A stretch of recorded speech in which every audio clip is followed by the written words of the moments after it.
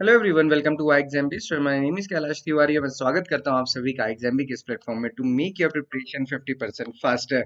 सो दोस्तों, नाबार्ड फेज 2 के लिए धीरे धीरे टाइम पास आता जा रहा है क्योंकि एग्जाम हुए लगभग 15 दिन हो चुके हैं। सो ऐसे में आपको फेज टू की प्रिपरेशन डेफिनेटली बहुत अच्छे से करनी है क्योंकि फेज टू डेफिनेटली डिफिकल्ट होता ही है। डिफिकल्ट इसलिए होता है क्योंकि डिस्क्रिप्टिव इसमें पेपर रहता है और साथ ही साथ ऑब्जेक्टिव भी होता है। ऑब्जेक्टिव में हम कह सकते हैं कि अब आप महारथी हैं, बट डिस्क्रिप्टिव के लिए तो आपको प्रैक्टिस करना ही पड़ेगा। सो आज से हम स्टार्ट करेंगे डेली डिस्क्रिप्टिव टारगेट, और ये हमने अपने कोर्स में एआरडी और ईएसआई दोनों के लिए दिया है। और इसमें क्या होने वाला है ये मैं आपको बताऊंगा और आपको क्या करना चाहिए ये भी मैं आपको बताऊंगा।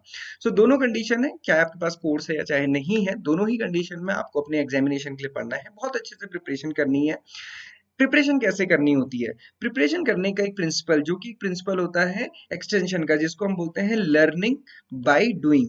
तो लर्निंग बाय डूइंग से ही हो सकता है, ऐसा नहीं है कि आप बिना करे इसको प्रैक्टिस कर लेंगे। कई बार होता है हम सोचते हैं कि यार हमने क्वेश्चन था, उसका डिस्क्रिप्टिव आंसर पढ़ लिया, अब काम हो गया। सो दोस्तों, ऐसा नहीं होता, क्योंकि जब तक आप लिखेंगे नहीं तब तक आप नहीं समझेंगे। और लिखना कैसे है?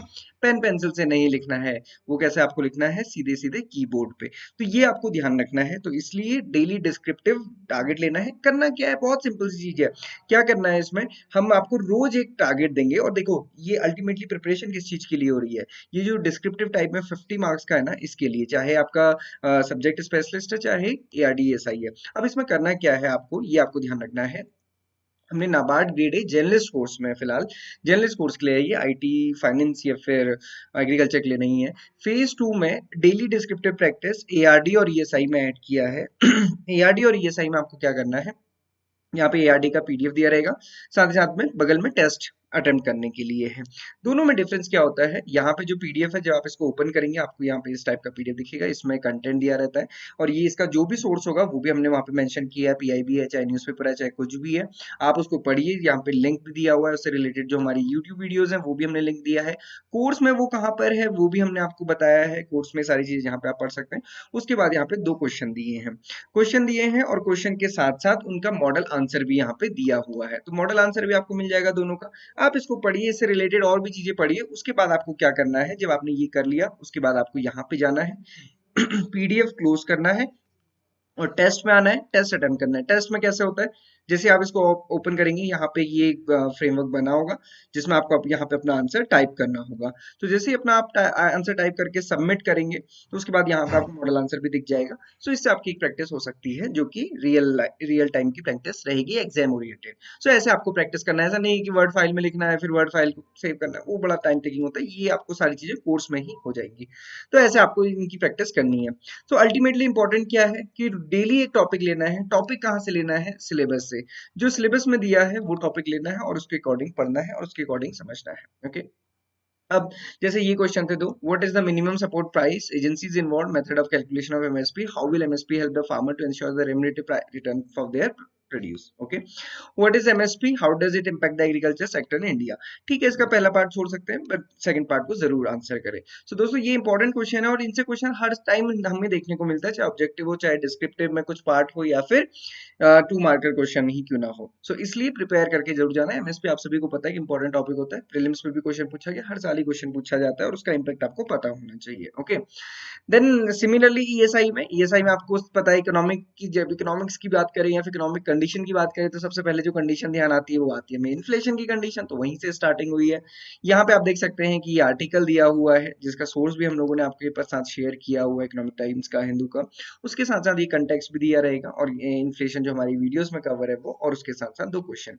सो अल्टीमेटली अब आपको समझ आ गया होगा हमें करना कैसे है। डेली का टारगेट रखना है कि रोज आप एक आंसर राइटिंग करेंगे एआरडी में, एक आंसर राइटिंग आप करेंगे ईएसआई में।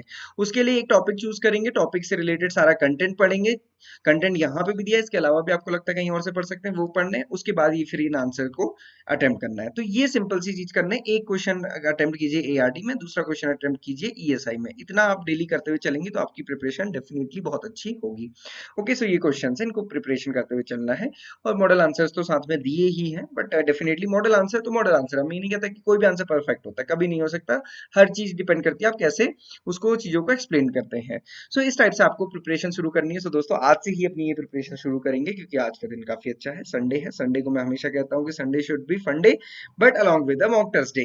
तो यहीं से प्रिपरेशन अपनी स्टार्ट कीजिए। साथ ही साथ जो हमारी कल से लाइव क्लासेस स्टार्ट होंगी 16 सितंबर को 7 PM पे, हम ARD या फिर ओवरऑल इंट्रो क्लास करेंगे फॉर डिस्क्रिप्टिव फेज 2। ये कोर्स में रहेंगी, तो जो भी एनरोल्ड स्टूडेंट है वो इनको ज्वाइन कर सकते हैं। हम इस देखिए, बहुत सारे स्टूडेंट्स हैं जो कह रहे हैं कि सर अभी नहीं, बाद में करेंगे। हम जब आंसर सॉरी जब रिजल्ट आ जाएगा उसके बाद हम अपनी प्रिपरेशन शुरू करेंगे। सो दोस्तों, आप तो प्रिपरेशन शुरू कर सकते हो, बट उसके बाद इतना टाइम नहीं होता कि हम इतनी सारी क्लासेस कर सकें। तो हम तो क्लासेस अभी स्टार्ट करेंगे। अब आपकी मर्जी है कि आप चाहे अभी स्टार्ट करें या चाहे रिजल्ट के बाद करें, या जैसे भी आपको ठीक लगे। सो कल से क्लासेस स्टार्ट हो रही है। जो भी एनरोल्ड स्टूडेंट है, जो भी फेज 2 को टारगेट कर रहे हैं, वो जरूर आप अटेम्प्ट कीजिए क्लासेस, क्योंकि डेफिनेटली आपको कहीं ना कहीं हेल्प होने वाली है। और मैंने आपको पहले ही बताया, अभी बहुत सारे ऐसे एग्जामिनेशन है, चाहे एग्जिम बैंक है, चाहे IRDA है, चाहे RBI है, या फिर बाकी एग्जामिनेशन है जिनमें डिस्क्रिप्टिव पैटर्न है। तो ये डिस्क्रिप्टिव इंग्लिश राइटिंग जो कि डॉक्टर संजीव शर्मा सर लेंगे, तो वो आपको डेफिनेटली हेल्प करेगा ही करेगा। Okay, so this is all. ऐसे करना है, मैंने आपको ये दिखाई दिया कि कैसे आपको होता है। और जो भी हमारे मॉक टेस्ट हैं, चाहे IT के हैं, चाहे फाइनेंस के हैं, चाहे एग्रीकल्चर के हैं, वहां पे आपका जो भी आंसर होता है उसमें हम आपको फीडबैक देते हैं। तो ये एक आपको डिफरेंस यहाँ पे मिल जाएगा। सो दोस्तों, बहुत अच्छे से अपनी प्रिपरेशन करें। किसी भी डाउट क्वेरी क्वेश्चन के लिए आप हमें कनेक्ट कर सकते हैं। This is all for today. Thank you. Enjoy your Sunday and it should be fun day but along with the mock test. Thank you everyone.